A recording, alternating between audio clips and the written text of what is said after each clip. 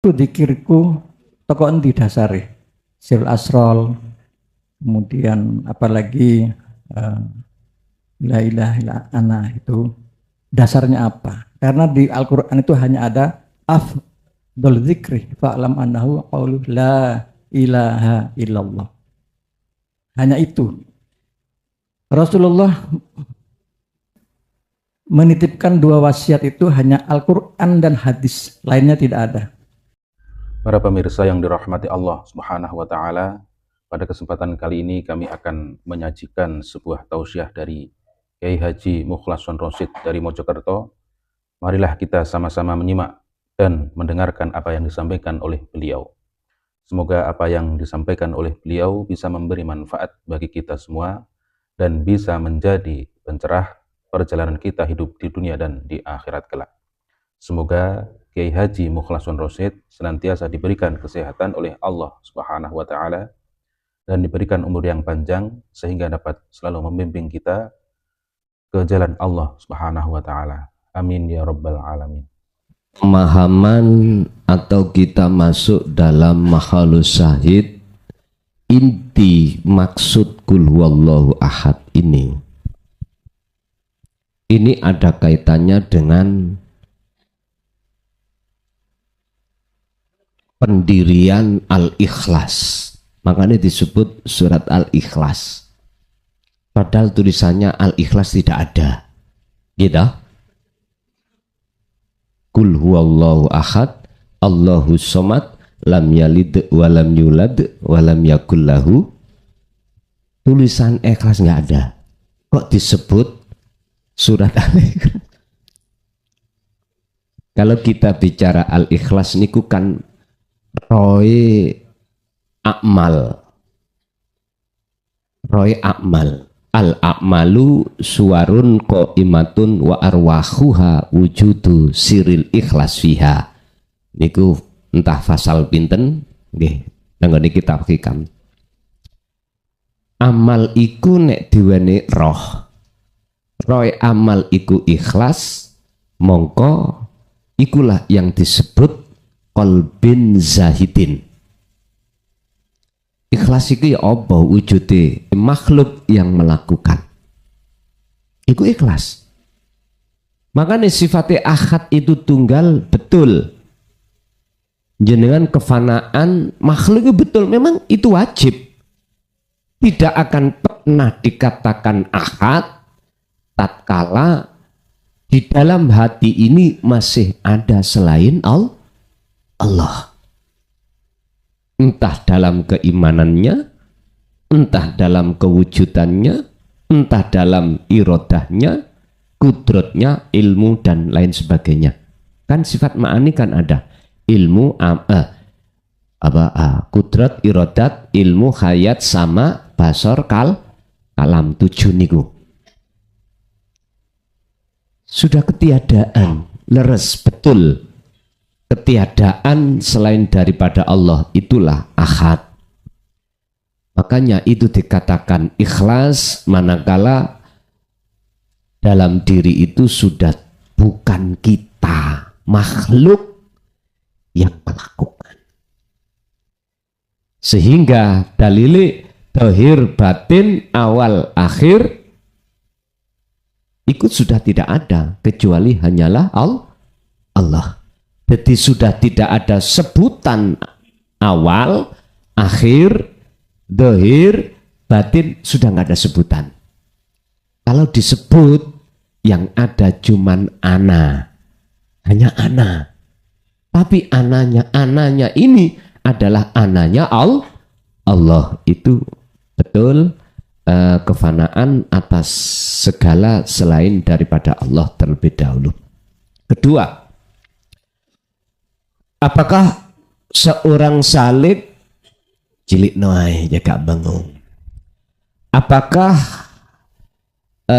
suluknya seorang salib ketika suluk itu harus mengalami satu alam mukasyafah?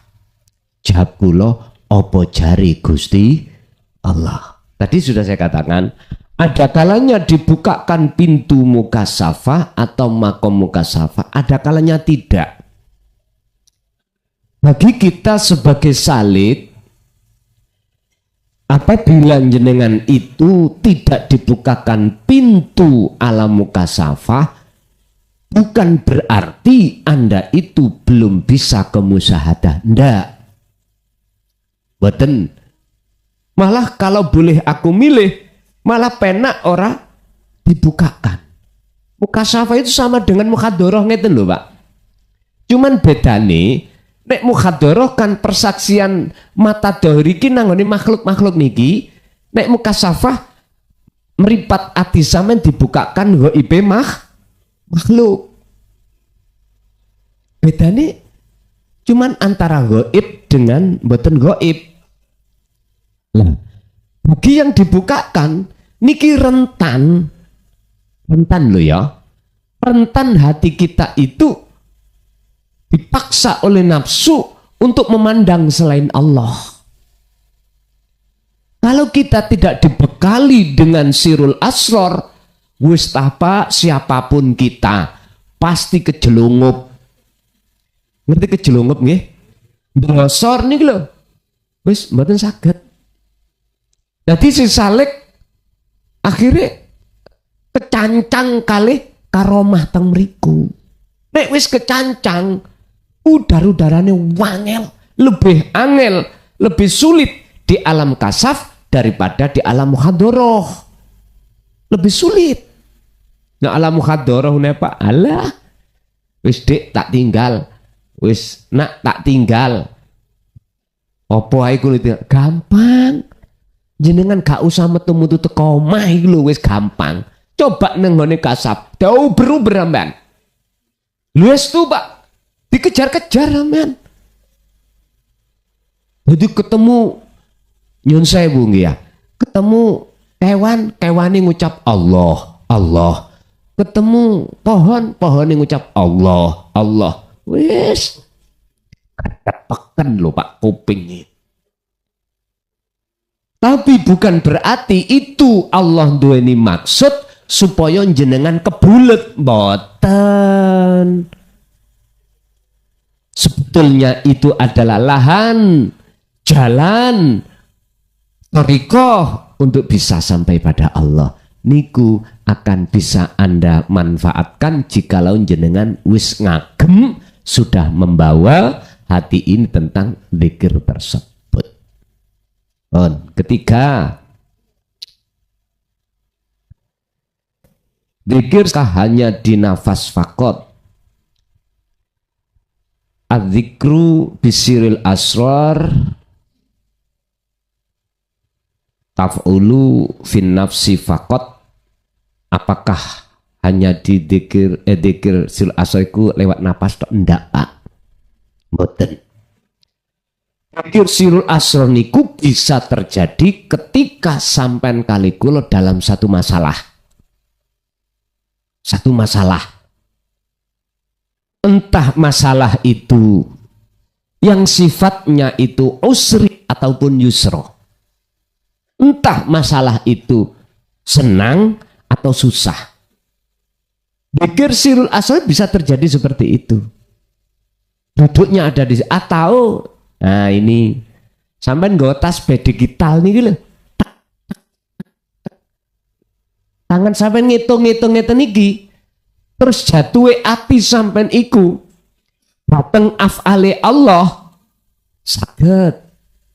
Dan atau jatuhnya dzikir sirul asr itu bisa terjadi ati sampean iku ngucap ismudat wadkur isma rabbika bukratan wa asila. Kanjeng Nabi ngoten, atiku ngucap Allah, Allah, Allah. Tapi sak jerone ati pangrasa roh iki ketemu Allah. Baik di dalam masalah ibadah murni atau tidak murni, beliau seperti itu. Luson, kamu kok iso ngarani Kanjeng Nabi kok ngunu? Iya tah, ana dalile. Lah iku Al-Insan 25, lah iku Al-Ahzab 41 42. Apa enggak Cukup iki sebagai hujjah bahwasanya Rasulullah juga berzikir. Jikalau Anda masih tetap tidak percaya, ya gak apa-apa. Urusane iman iku akidah piyambak dewe-dewe.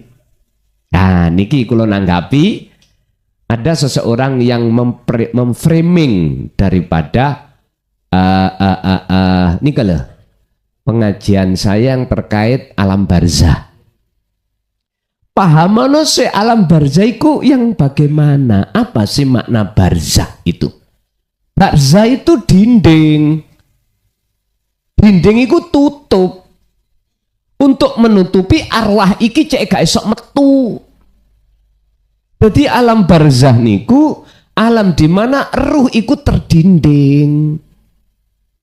Lah nyapa kita menunggu mati? Hidup ini loh Pak, kita masih ada di dunia.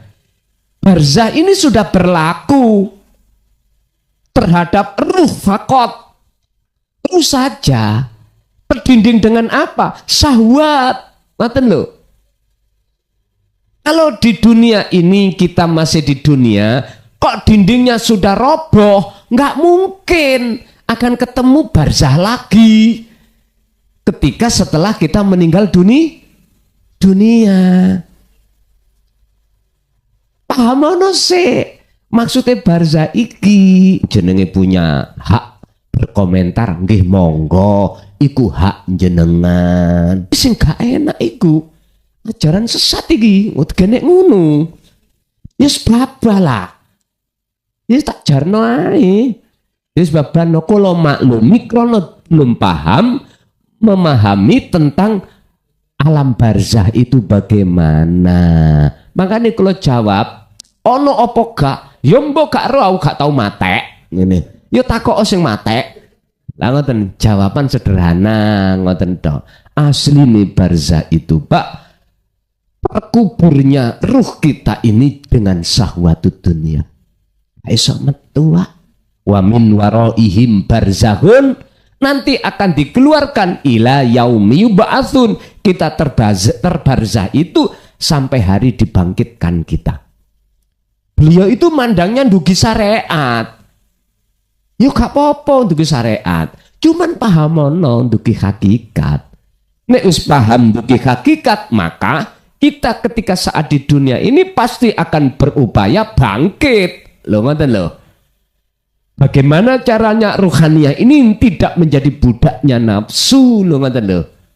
Syahwat ini biar tidak mengubur hati ruhaniyah kita, akhirnya kita terdinding. Barang siapa saat di dunia terdinding, ruhaniyahnya terbarzah, maka pasti akan terbarzah juga di alam barzah.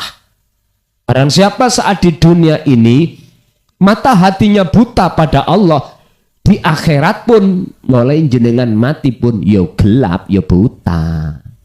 Ngoten lho dulur. Wis rapopo nek gak ngono ya gak rame. Wong dhek lho gawe nyambut gawe ana kuwi nang gone YouTube. Lah ngoten sih. Ngono kok bingung. Pun dadi zikir sirul asr itu tidak hanya harus jatuh di nafas tok ndak, di segala hal keadaan apapun nggih saged. Mekaten. Assalamualaikum warahmatullahi wabarakatuh. Derek tepang asmi kula Bapak Ahmad Zaini saking Wonorejo. Ingkang badhe kula tangletaken menawi tiyang niku mboten ngertos napa ingkang diasmani sirur asror, muraqabah utawi kholwat lan salidun. Tapi dalam praktek tiyang niku saya anggenipun mapaken sabar ketika diparingi nopo mawon saking Allah arupi sekeca utawi mboten sekeca. Lah tiang-tiang sing kaya ngoten niku wau napa saged Gus kepanggih kalian Allah. Menika ingkang kula tangketaken. Assalamualaikum warahmatullahi wabarakatuh.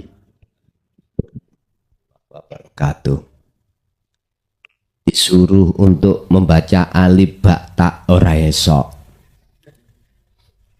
Disuruh untuk membaca alhamdulillah ya ora iso. Wis intine cara wong iku notok oleh wong bodoh, bahasane dohir lah ngoten ya. Tapi dia penyabar, dijewit wong ya ora bales. Terus atine iku ya gak lara. Bahkan sampak sabare notok, bojone dijaluk ya diwenehno. Lu beda-beda lho Pak tiyang niku ya. Dia pakne diutik dunyane ya ora bales. Sehingga orang lain kok cik sabare yo. Kecelakaan ya ngono. Sing nubruk ya ora dituntut. Pak, Bu, sabar iku sejatine sabar iku menungso mboten saged. Sipate menungso iku mboten saged sabar. Sabar ya sifat Gusti Allah ta. Sifat Gusti Allah.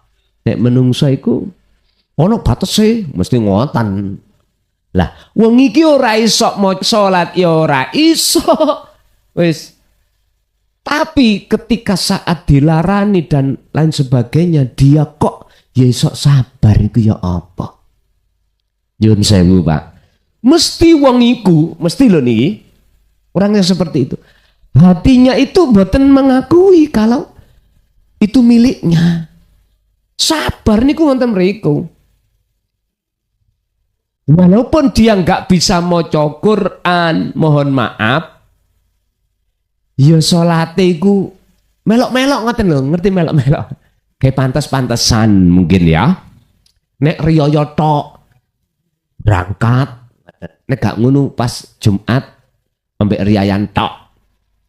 Bendino nih ora tahu. Pertanyaannya, apakah orang ini bisa bertemu Allah? Saya jawab, justru orang yang seperti inilah, nek menurut saya, dia sadar kalau semua itu datangnya dari Allah dan milik Allah. Lebih baik menurut saya orang yang seperti ini daripada saya sing katanya pinter moco Quran, pinter moco hadis, pinter moco kitab, tapi atiku iki isik ngakoni yen iku wekku.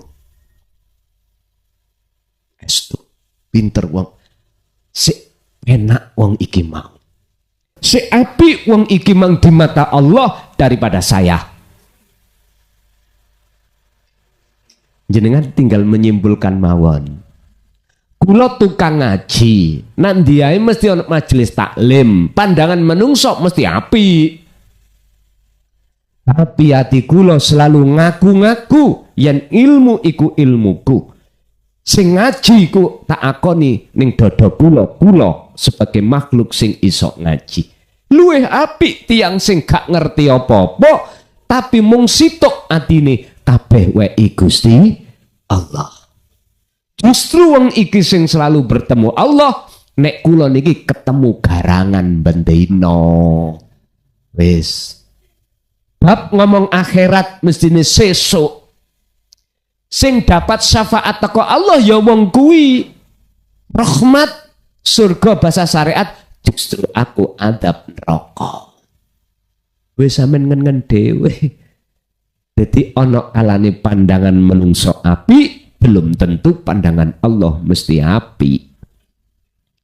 Ana kalane pandangan menungso iku mboten sae, tidak api, elek, iso uga iku pandangane Allah iku sing api. Dah, kita nggak tahu, Pak. Berarti barometernya pun dikunci nih ruhaniyah hati gimana. Akhirnya disebut sabar. Innallaha ma'aso sabirin mekaten. Wis saiki dilih sok tahun ngarep kula dadi pendengar jenengan sing dadi sing ngaji. Loh, nek angsal diijolno, kula pilih ijol, Pak. Rapopo kula tak nama Jakarta mriki niku dalam rangka nderek ngaos ngoten. Tinggal pertanyaane ya dapuk niku wau ya gak mungkin Gusti Allah ndapukno nggone dhewe-dhewe mekaten nggih. Lanjut. Assalamualaikum warahmatullahi wabarakatuh.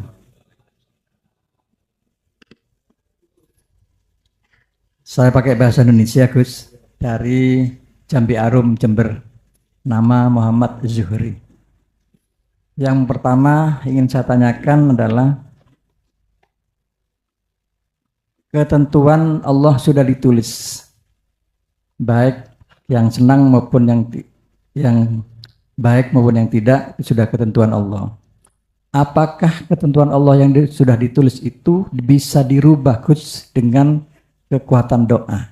Ud'uni astajib lakum. Ini yang pertama, Gus. Yang kedua, saya pernah musyawarah atau berdiskusi dengan saudara saya, mengatakan begini, Gus, kawanku dikirku toko endi dasare sil asrol, kemudian apalagi la ilaha illa ana, itu dasarnya apa? Karena di Al-Quran itu hanya ada afdol zikri fa'lam annahu qauluh la ilaha illallah, hanya itu. Rasulullah menitipkan dua wasiat itu hanya Al-Quran dan hadis, lainnya tidak ada. Jadi kalau ada yang mengatakan itu di luar Al-Quran maupun hadis, saya tidak percaya itu. Itu, Gus, apalagi zikir yang lainnya, dia hanya bersandar kepada la ilaha illallah. Itu, Gus, saja yang ingin saya tanyakan. Terima kasih. Wassalamualaikum warahmatullahi wabarakatuh. Waalaikumsalam warahmatullahi wabarakatuh. Qada'ullahi kutiba. Apakah ketetapan Allah yang sudah ditulis, apakah bisa dirubah bidu'ai dengan doa kita? Bapak Ibu, qadha niku sesuatu yang belum terjadi. Kalau jawaban langsung, selain Allah nggak ada yang bisa merubah, termasuk doa. Sebab apa? Antarane peparing yang sudah ditulis dengan doa, iku lebih dahulu datangnya peparing. Kita menyebut peparing kan karena sesuatu yang baru datang, launa. Padahal mboten. Sesuatu yang sudah ditulis, dan tulisan itu bahkan sebelum adanya panjenengan kalih kula yang disebut zaman azali. Contoh, dina iki klason tak delen Jember. Dina napa niki? Jumat nggih. Jumat tanggal 10 Oktober. Sadurunge sebelum saya berangkat tadi, mesti dalam hati saya ada satu keinginan untuk ke Jember. Mesti itu, Pak. Berarti lebih dahulu keinginan daripada saya sudah diterjadikan di Jember. Berarti lebih datangnya hakikat daripada makrifat. Lebih dulu datangnya hakikat daripada makrifat, karena makrifat itu nyatanya hakikat. Lebih dahulu Allah daripada makhluk. Lah, nyatanya Allah dohir adalah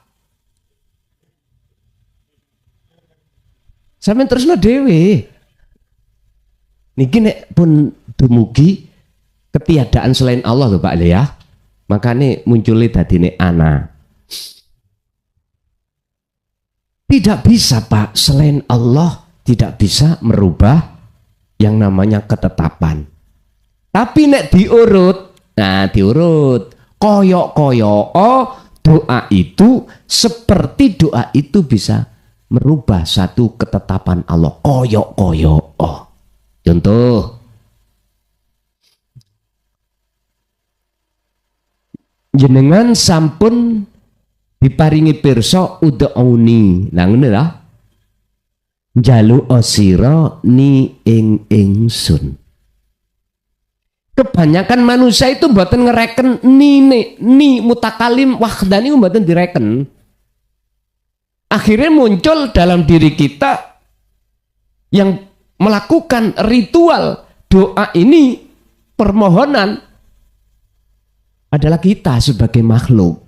Akhirnya diterjemahno ud'uni itu sebagai arti memohon, tidak menghadap, tapi memohon. Bapak Ibu, akhirnya kalimat astajib sebagai jawaban dari satu syarat, jikalau kau betul-betul menemui aku, mintamu terhadapku, makrifat nang aku, ya astajib, tak sembadani. Walaupun yang berdoa ini siapapun, wajib hukumnya ketemu Allah dulu. Minta sesuatu itu miturut etika, sebagai peminta wajib ketemu yang memiliki. Mboten angsal, langsung mundut barange sing dudu weke. Sebelumnya tidak bilang dulu pada sang pemilik. Artinya apa? Berdoalah Anda dalam keadaan hati khudur ingersani Allah. Jangan menangis. Jangan menangis lah. Balik sifat menungsani maneh. Ilang no sifat menungsani. Maka masuklah dalam ruangan ketuhanan. Sehingga mencapai maksud syarat, bila mana kau mintanya betul-betul terhadapku Allah, yo astajib, mesti tak sembadani. Tapi ketika jenengan iki betul-betul sampun ke ruangan rububiyah, bukan berarti doa jenengan kali kula niku sing ngerubah. Kan jenengan kali kula kan wis gak ono, kan wis gak wujud, sudah fana. Apalagi namanya doa, kan wis fana. Berarti apa? Astajib iku jaise Allah. Gusti Allah ngerubah, ya karepe dhewe. In arada syai'an ayyakula lahu kun. Loh, bagi Allah mboten pusing niku. Blas mboten pusing, aja maneh masalah iku. Nabi Isa syariate akal kakak bapak iki lho ya dadi. Gitu ya. Apa meneh perkara ngeten iki? Saya ulang, sekalipun jenengan sesuai sudah etika sesuai Quran, makrifat dulu, itu bukan berarti kita yang doa kita yang bisa merubah. Kita kan gak ada Pak kalau sudah di situ. Namanya akad kan tunggal, kan hanya wahdah, hanya Allah sendiri. Apalagi doa kita gak ada. Masuk Gusti Allah ndonga. Yo gak cocok toh. Mboten cocok. Wek dhewe. Terus ngomong Gusti Allah, "Hei Gusti Allah, aku njaluk wekmu ya." Lho lah. Terus yo lak lucu niki. Sing disebut doa iku kawula menyang Gusti. Nek Gusti Allah mpun sampean ambil oh berarti Gusti Allah ndonga ya. Ya mboten dulur. Lho wek dhewe kok njaluk. Dijaluk ya enggak mungkin. Walillahil masyriqu wal maghrib, apapun jagat sing ada timur dan barat iku lillah, miliknya Allah.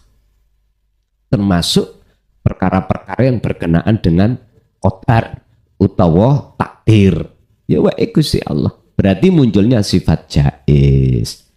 Yang kedua tentang dasar zikir. Ada yang berkeyakinan selain fa'lam annahu la ilaha illallah, saya enggak percaya. Nggih, kersane to, Pak. Pun pusing-pusing. Wong iman iku ben imane dhewe-dhewe. Wong kata Rasulullah ngeten. Walakum a'malak walakum a'malukum lakum dinukum waliyadin. Walana a'maluna walakum a'malukum. Ya sudah. Kita nggak usah pusing-pusing. Ciri daripada orang yang sudah duduk di ahad itu selalu menghormati inisiatif, pandangan, imannya orang lain. Kalau saya sih umpama nek ditanya kok muncul sirul asal ono terus fana udzikri iku ngada-ngada ning Quran gak ono. Mboten napa-napa lah wong berkomentar ngoten. Sehingga gak meyakini, aku meyakini warisan Rasulullah mek loro tok, ijma kias. Quran dan asun akhirnya ijma mboten purun, Pak. Quran kitab-kitab dari karangan para madhab nggak mau. Jadi nek Quran, nek gak Quran dan hadis nggak mau. Lu ya babano to, iku imane wong sendiri, mbon disalahne baba.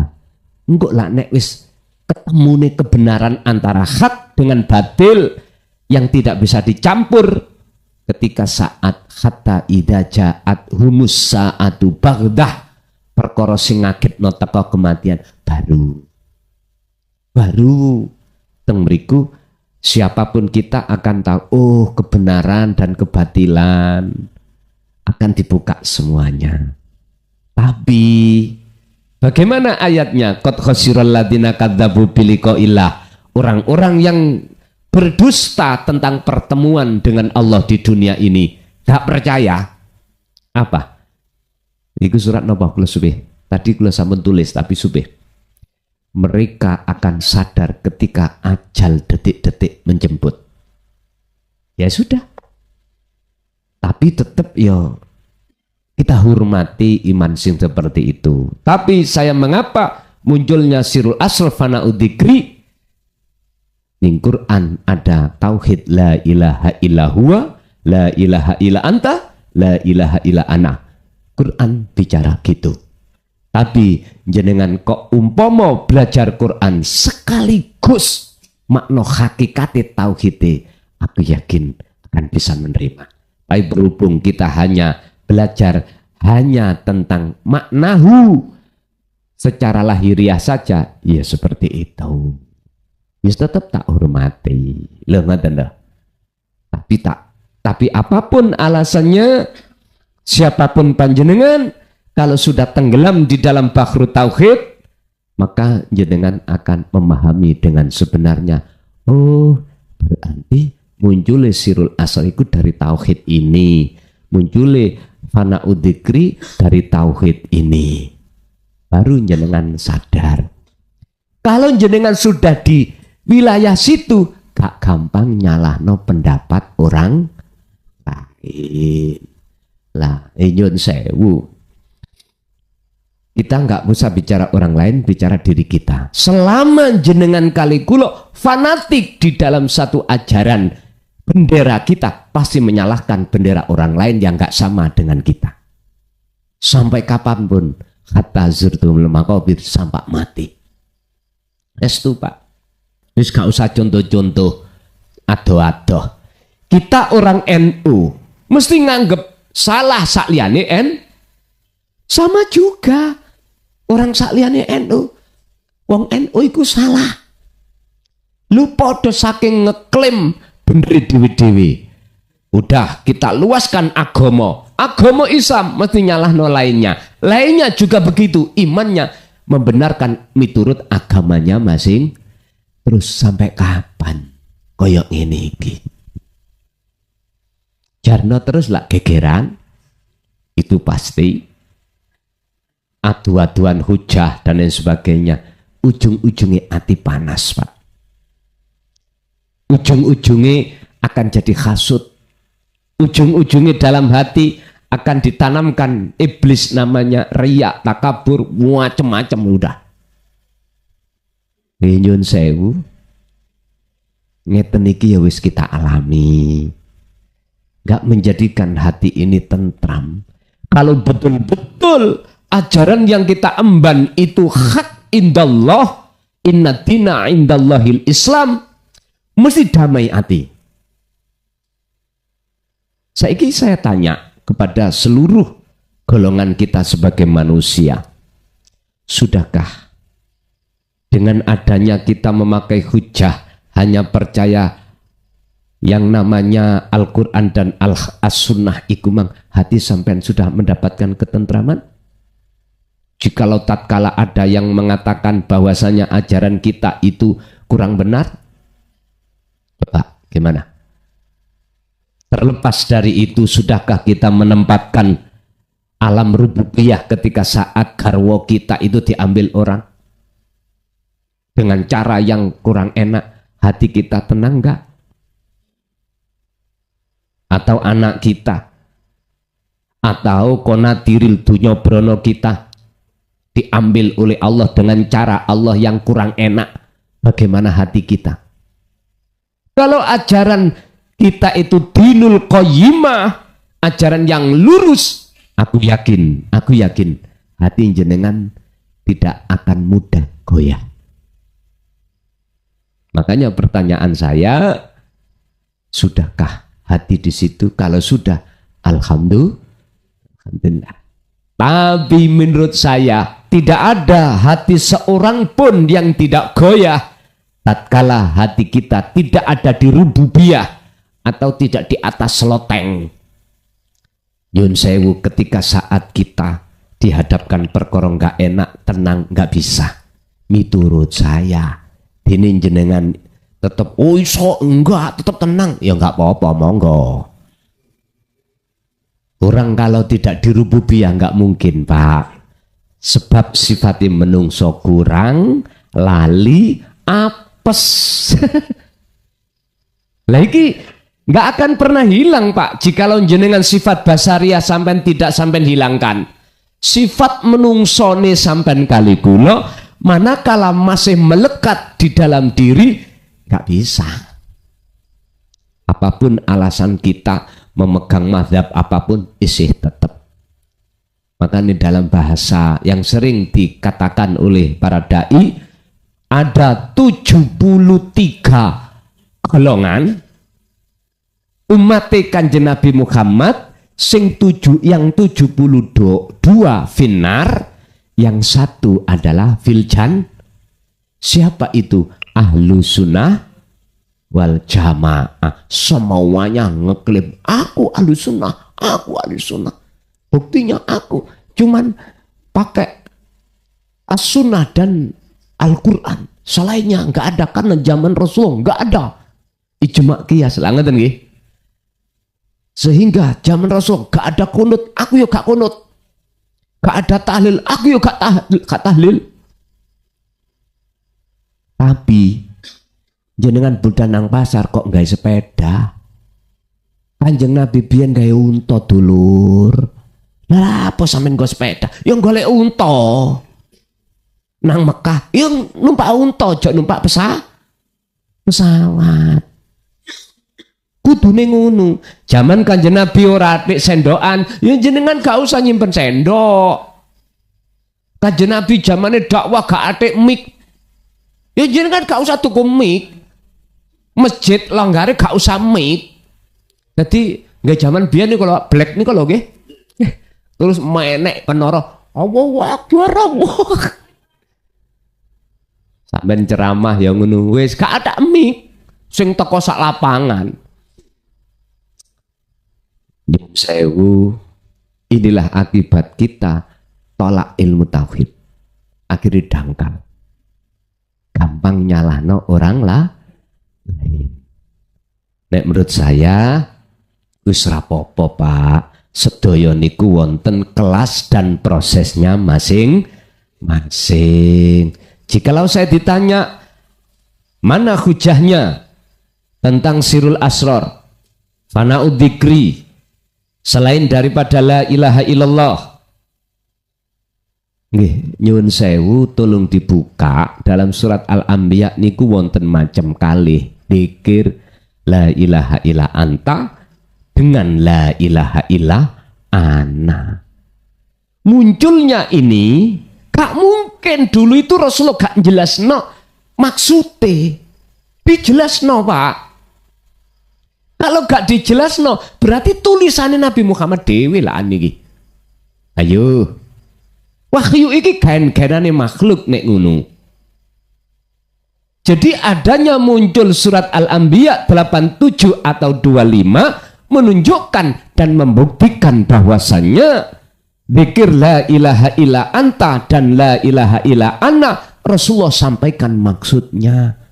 Gak mungkin Rasulullah korupsi. Gak mungkin. Sing enak cek gak tukaran iku ngene, Pak. Ayo mlebu zamane Kanjeng Nabi ae. Takon dewi-dewi. Sampeyan takon, aku yo tak takon. Lah ngoten nggih. Ayo mundur.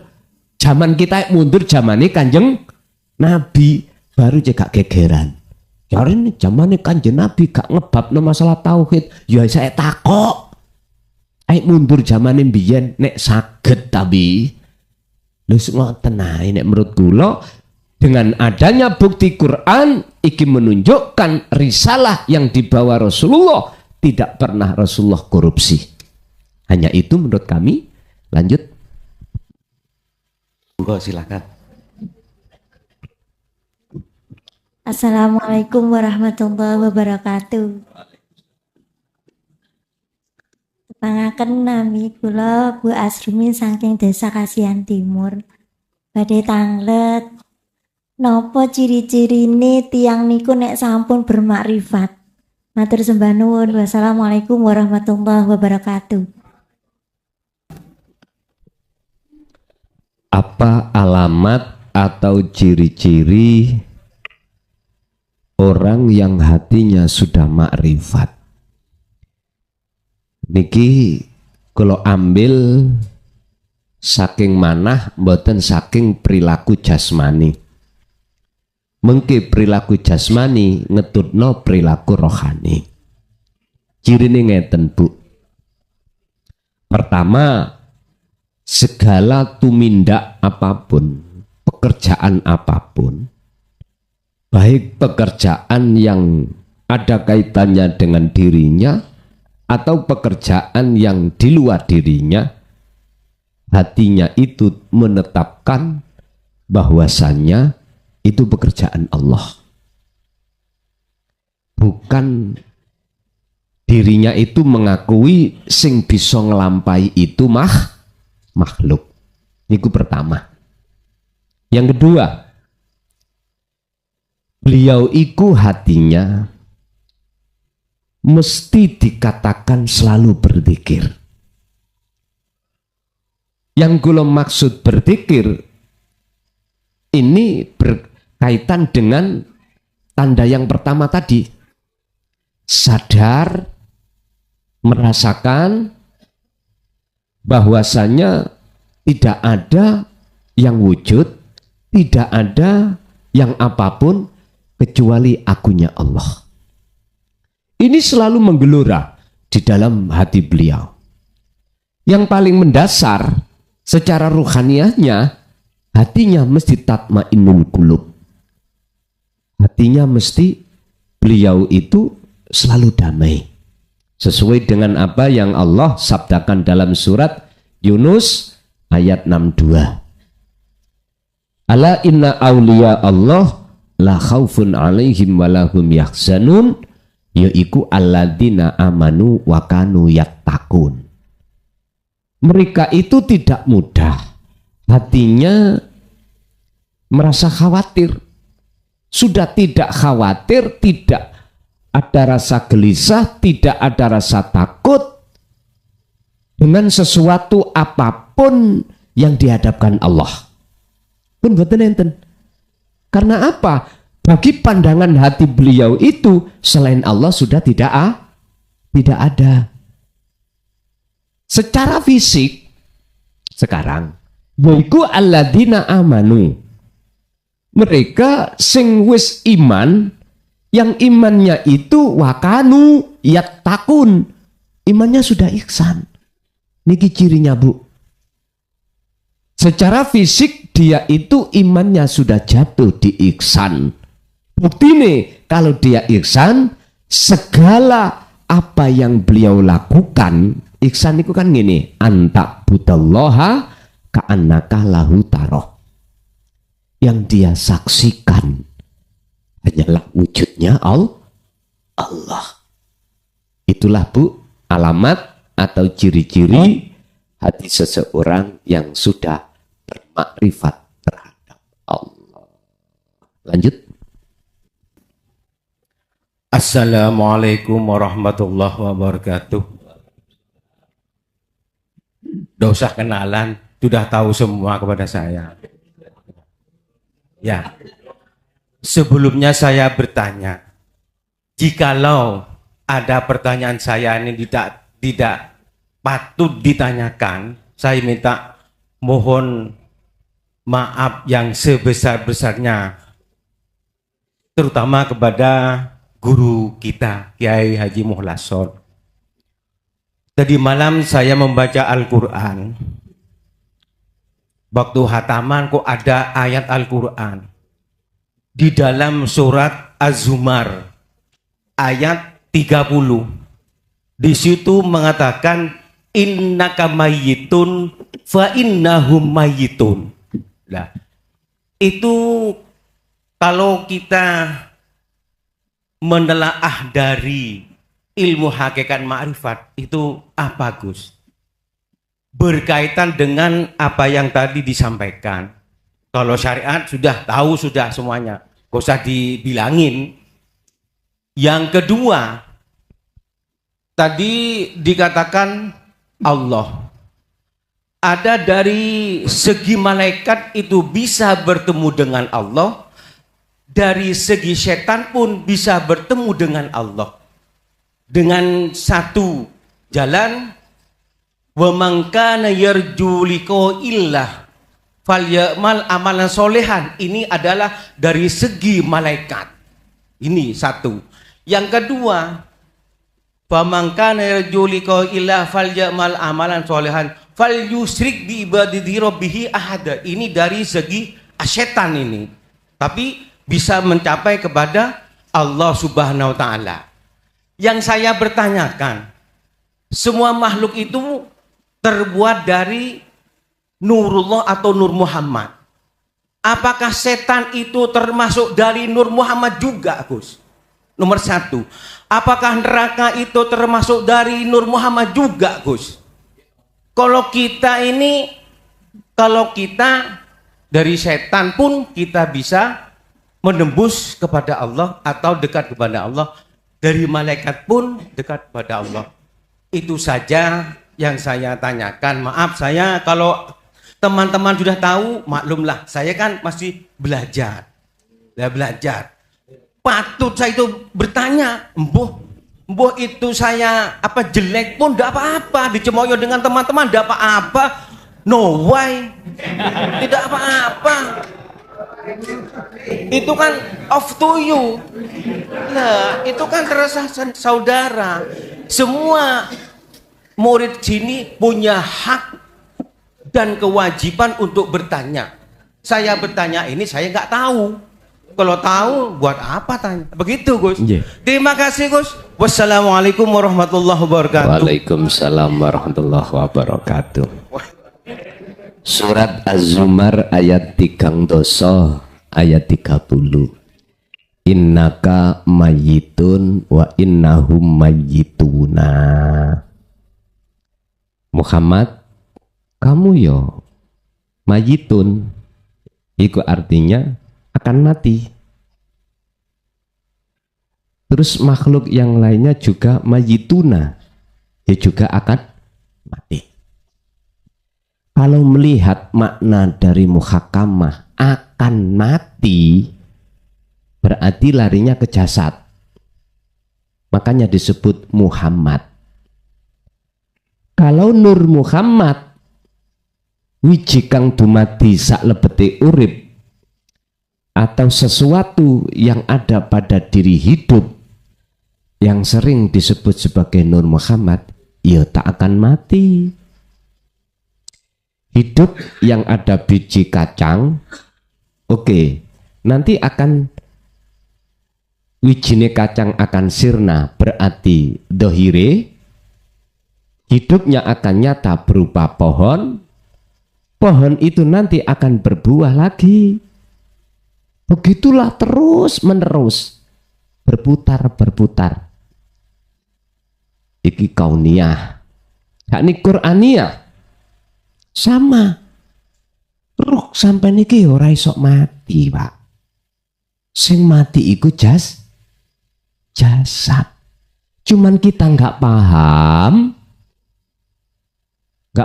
tentang keterangan di syariat. Nanti kalau jasad itu sudah dikubur, taziin iku pulang, ruh dikembalikan lagi. Lah ngoten toh? Keterangan ini kan ngoten. Terus ditanya malaikat luru. Lah ngoten nggih? Nyun sewu. Terus bagaimana kalau ruh iki tidak mengenal mati? Dari ayat yang mengatakan hayat itu cuman Allah. Barulah paham man huwa ar-ruh. Siapa ruh itu? Inilah proses-proses kita mengenal sejatine Allah itu siapa. Terus bagaimana? Kefahaman kita sebagai manusia hanya dibatasi dengan laisa kamislihi syai'un. Memang namanya akal itu terbatas. Makanya tafakur, ikut jangan memakai akal. Pakailah hati, bisa masuk di gerbang rububiyah Allah. Saya tidak mengatakan roh iki Allah kholik atau makhluk, tidak. Jenengan akan paham kedudukan sebagai ruh disebut sebagai makhluk, itu posisi pas di mana. Dan kedudukan ruh ini sudah tidak disebut sebagai makhluk, ini di mana? Istilah bahasa sederhana, manunggaling kawula Gusti iku bukan perkara. Makhluk itu bisa jadi satu dengan Tuhan, bukan. Dalam bab Basiroh, ya, Syekh Ibnu Athaillah menyebutkan tanda-tanda kalau sudah di makom makrifat adalah la ibsorun wa mubsorun wa basorun. Yang melihat, mata untuk melihat, atau yang dilihat, semuanya nggak ada. Tapi di situ gak diteruskan, sing ada sopo, jenenge sopo, tidak diteruskan. Cuman yang membahas la maujudan illallah, hanya itu. Kita harus paham maksudnya bagaimana ini. Bapak Ibu hadirin rahimakumullah. Sudah benar surat Az-Zumar 30 ini, jikalau kita pandangi dari sisi makna muhakamah, jatuhnya pada jasmani. Buktinya kita akan mati. Sekarang kita ambil dari sisi makna mutasabihah atau makna hakikat. Ini bagaimana? Ruh itu akan tiada. Nama ruh akan tiada.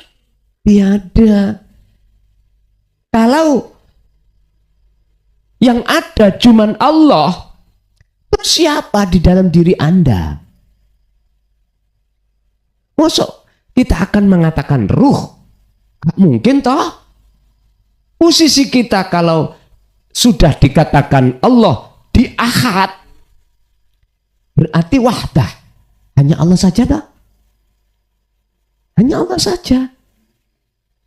Jadi siapa yang bersemayam di kipas sehingga kipas itu seakan-akan bisa mendatangkan rasa dingin, ongkepnya hilang. Terus siapa yang bersemayam dalam diri Anda, di luar diri Anda? Kalau kita jawab dari ahad, ya tiada lain kecuali Allah. Ini sing akhirnya tidak akan mengenal mati. Satu.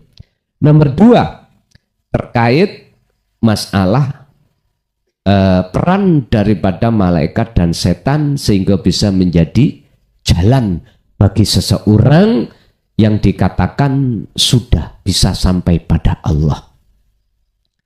Nama buruk, nama baik, nama malaikat, nama setan, nama makhluk lain, bagi yang akad kan sudah nggak muncul, Pak. Lah mboten muncul toh? Mboten muncul, namanya akad. Sing muncul iku mung Allah kemawon.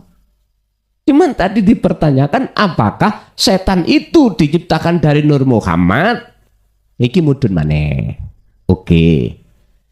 Sudah jelas, Pak. Semua itu sesuai dengan poksi kita masing-masing. Nek menungso ya diciptakan Allah. Mohon maaf ya. Jasmani dari saripati tanah kembali ke tanah. Nek malaikat iku diciptakan Allah dari nur ya kembali ke nur lagi. Nek setan dari nar atau api kembali ke api. Lah posisi roh sampean ono endi? Ono cahaya kah? Ada di api kah? Monggo sampean milih. Sakerson jenengan. Dikatakan nur atau cahaya putih dari malaikat, dikatakan nur cahaya merah dari api, nyun sewu, kalau kita langsung masuk di dalam keahatan Allah, nggak ada bedanya. Iki bagi orang yang sudah dimakrifat loh nggih. Kecuali kalau kita proses ya menungso iki royo sangka Allah kembali ke Allah. Artinya kita harus wa inna ilaihi raji'un, inna lillahi wa inna ilaihi raji'un. Jenengan iki nderekake sing mana cahaya yang putih, apakah cahaya yang merah. Bisanya kita itu sampai kepada Allah itu lewat jalan mana, wasilah mana. Tapi ingat, kalau sudah di titik nol berarti makrifat, cahaya putih dan cahaya merah itu wis gak berguna datang jenengan. Ibarat orang yang sudah di loteng, bentuk tangga ondo dari besi, dari kayu, dari cor, iku wis gak dibahas. Ora dibahas. Tapi berhubung kita menyesuaikan dari satu pertanyaan, apakah setan itu dari Nur Muhammad? Lah ngoten nggih. Apakah setan ikut dari Nur Muhammad? Jawaban kula tinggal songko pundi kula menjawab. Nek ndugi proses berarti di luar akad loh ya. Ya dewe-dewe lah. Sehingga ada yang dikatakan minanar atau minan nur atau apa nek menungso niku saripati tanah niku saking tin minat tin ya telung macam niki pun. Malaikat minan nur, iblis minal nar, terus menungso minat tin. Ya udah. Iki bahasa yang tidak bisa kita tolak karena proses kita belum perjalanan. Tapi kalau kita renungkan terus perjalanan ini, disitulah kita akan mendapatkan satu pemahaman. Menungso kabeh iku bah setan, bah malaikat, bah makhluk menduduki la haula wala quwwata. Diteruskan Pak. Akhirnya ketemu ila billah. Nek wis ila billah ya sudah, setan yo sing gawe yo Gusti Allah, yo malaikat yo ngono, menungso yo ngono. Sekarang bagaimana meletakkan illa liya budun wa ma umiru illa liya budullaha mukhlishina lahuddin hunafa'a wa yuqimus shalah wa yutuz zakat, bisa nih ketemu Gusti Allah. Wa dzalika dinul qayyimah, ya kudu gawe jalur agama sing lurus, agama sing gak nyalahno agama liya, agama sing didik ati sampean mengahadkan, mengesahkan Gusti Allah. Pun titik. Ini yang kumaksud dinul qayyimah itu ada di situ. Urusan lahire agama Islam monggo, Nasrani monggo, Hindu Buddha monggo. Tinggal pertanyaannya, di dalam agama yang kita nut ini ikuti, mendidik tauhid apa ora? Kebanyakan. Saya tidak bicara tentang agama selain Islam, loh, nggih. Agama Islam aja. Ternyata tauhid ini jarang diajarkan.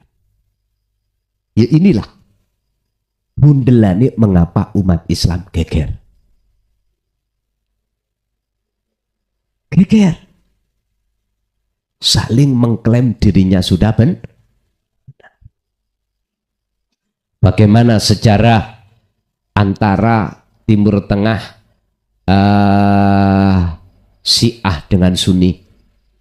Bagaimana sejarah di Indonesia antara NU dengan Muhammadiyah atau organisasi yang lainnya? Di situ mana tahu sinkron, mana tahu rukun sejatine rukun? Mboten saged, mboten saged. Kelihatannya dohire, tapi jerone mureng. Bukti nih iman, akidah. Contoh tadi yang dikatakan, aku neka teko Quran dan hadis, nggak mau. Ada toh? Di Quran juga ono pak, bimbing tahlil secara terang-terangan jenengan nih. Nek belajar Quran, ojo dari sisi makna secara nahwu sorope tok, jangan. Sampai dolei juga makna balaghah manteke, baru teng mriku jenengan cetongku paham. Sebab kalam yang ada di Al-Quran itu enggak main-main, kalame balik pak. Nek cara SD moco saged, SMP saged pak. Terus maqasidul adamnya itu maksudnya, contoh ya, contoh Bismillahirrahmanirrahim. Contoh. Ayo kita contoh, kita tulis bismillah. Bagaimana yang sudah diajarkan di tengah-tengah umat Islam, khususnya di pondok-pondok pesantren. Bagaimana? Ayo. Situ ayo. Surat pertama, Fatihah ayat pertama. Coba.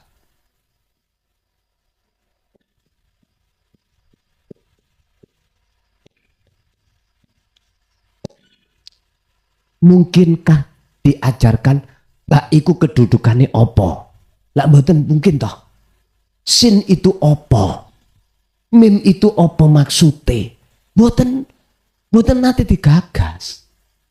Sehingga membacanya dengan menyebut nama iki lho Pak, sik berupa isim. Nama. Sik ta? Nama apa saged memunculkan sifat Ar-Rahman Ar-Rahim? Mana yang mau membahas tauhid ismudat iki? Gak patek. Jikalau ada kiai sing membahas langsung ada sesatun ngono. Lah niku zaman dulu. Belum kita masuk ke ranah Ar-Rahman. Kita masih dibahaskan sifat. Mausufnya enggak dijelaskan. Loh, niki lho Pak. Makanya mengapa dalam satu ayat Allah katakan Rasulullah itu menyuruh seluruh tokoh-tokoh kafir Quraisy untuk membikin satu kalimat aja yang bisa menyerupai Al-Quran. Enggak ada yang bisa. dikumpulkan ahli pikir, ahli tafsir, mboten saged menciptakan satu kalam sing kalam itu bisa menyerupai mutunya satu aja ayat, nggak ada yang bisa. Makanya kita belajar Al-Quran jenengan kali kula gak cukup sampai iki ngaji makhrajul huruf itu, gak cukup nahwu sorof itu, gak cukup kita itu Pak. Wajib kita akan tahu dari sisi balaghah manteknya itu bagaimana.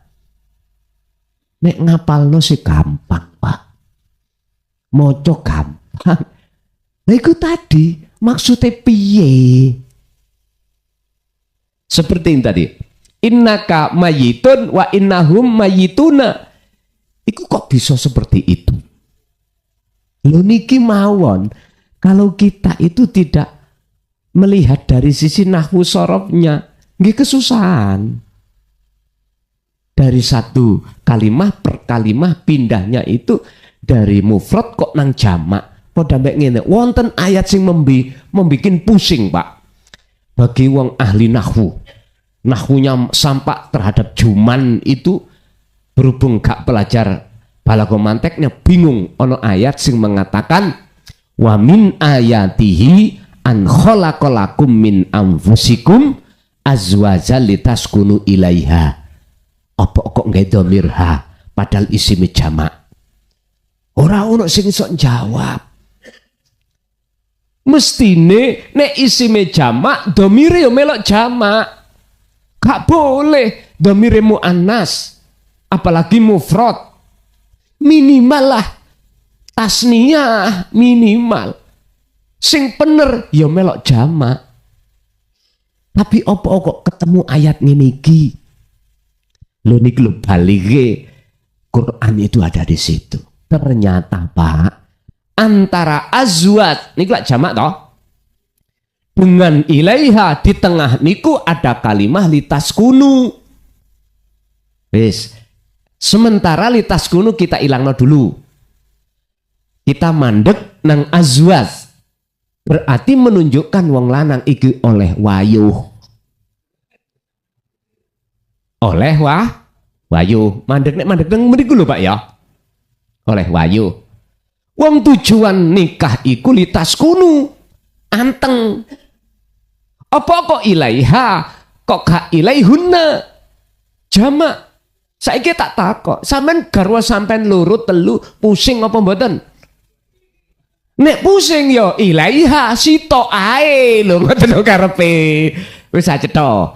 Jenengan bertuhan akeh anteng napa mboten? Bingung. Ben gak bingung yo ilaiha. Sitok ae lho ngoten lho. Akad maksudnya ngoten lho. Karepe iku ngoten. Tapi berhubung kita itu hanya memahami Quran hanya segi makna saja dari ngelmu-ngelmu sing jelimet wau mboten dipelajari, nggih niku akhirnya kita dangkal Pak. Akhirnya nggak bisa menerima ijma qiyas, pandangan ulama-ulama, kita buang. Pokoknya nek gak as-sunnah dan Al-Quran sebagai warisan kanjeng nggak mau saya. Ya ora apa-apa niku hae masing-masing. Sami kalih wau pertanyaan tentang masalah setan. Diciptakan Allah dari mana? Diciptakan Allah malaikat dari mana? Intine Pak, kalau sampai sudah ke akad, baik setan, malaikat, makhluk, ya Nur Muhammad sedaya. Sebab Nur Muhammad diartikan hidup wiji kang dumadi sak lebeti gesang. Niki boleh bagi jenengan yang sudah diakad titik wis. Sehingga disitulah mengapa beliau mengatakan lewat dalan, jangankan dalan malaikat, dalan setan loh. Bisa ketemu. Oke. Loh, justru iki penting wau kudu sampean tangletake memange. Ingat Pak, pertanyaan satu bukan untuk orang satu loh Pak ya. untuk semuanya. Ya syukur di antara teman kita, saudara kita ada yang bertanya. Lho ngoten lho. Lah niki mah tambah seneng ngoten kuwi kok. Alhamdulillahirabbil alamin. Demikianlah tausiah dari Kiai Haji Mukhlason Rosyid, yang mana beliau adalah pengasuh Pondok Pesantren Jaya Baru yang terletak di daerah Mojokerto, Jawa Timur. Tepatnya yaitu ada di Kecamatan Bangsal, Desa Sumber Tebu, Jalan Perjuangan, Desa Gelonggongan atau Dusun Gelonggongan. Beliau adalah ulama sufi, ulama tauhid yang mengajarkan ilmu-ilmu tauhid dan tasawuf, yang mana dalam ilmu ini juga berkaitan dengan ilmu leluhur Jawa yang mengutamakan ajaran kebatinan atau ilmu ruhani. Dan ilmu tasawuf tauhid ini mengajarkan supaya manusia tidak tersesat nantinya. Tahu sejatinya diciptakan itu harus bagaimana, dan ketika sudah meninggal dunia harus ke arah mana jalannya. Semoga apa yang disampaikan oleh beliau Al-Mukarram Kiai Haji Mukhlason Rosyid benar-benar bisa memberi penerangan bagi kita yang buta akan pengetahuan dan gelapnya perjalanan kita untuk menempuh ke jalan Allah Subhanahu wa ta'ala. Demikian, semoga bermanfaat. Wa'afu minkum. Wassalamualaikum warahmatullahi wabarakatuh.